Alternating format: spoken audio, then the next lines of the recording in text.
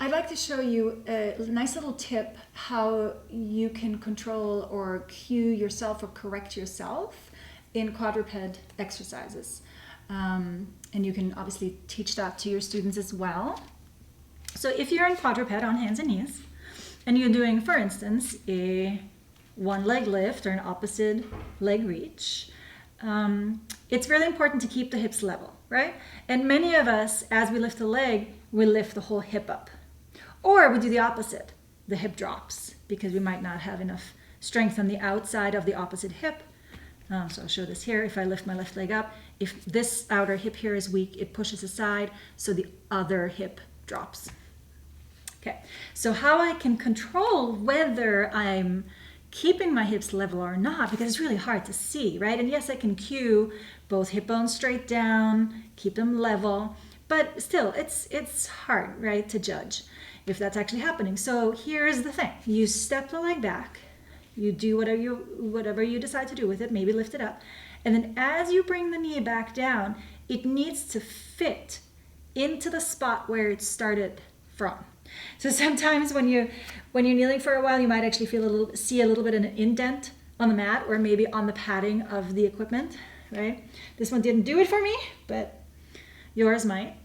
So again, if I lift the leg up, and let's say I lift my hip up too high, when I bring it down, I notice, oops, my knee is off the floor, right? So I recognize that I was not in a good alignment.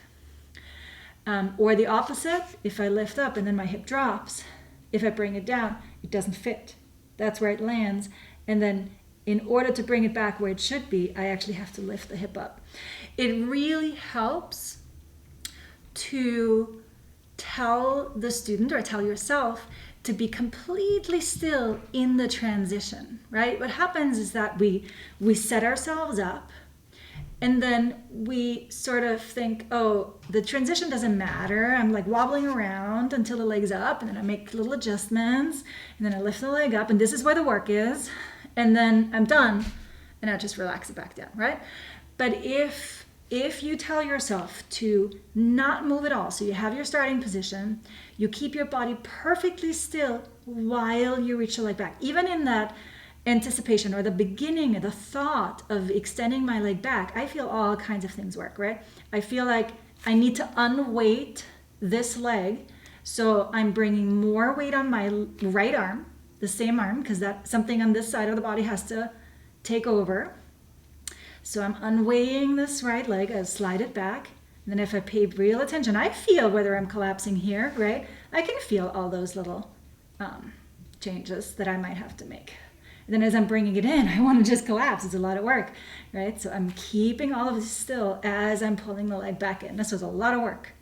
So you can use this trick in many, many other exercises. One of my favorite ones is hip opener on the table, on the trapeze table. So you would be on your elbows, right? And you have one leg up against the bar and you push up. And the same thing as you step down. And here people can actually see it, right? You can actually see and look back to your knees and notice. You can also watch the vertical leg, the supporting leg, to see what's going on. There you go. I'm sure you'll find other exercises where you can use that little trick too. I hope that's helpful. Enjoy and let me know how it goes.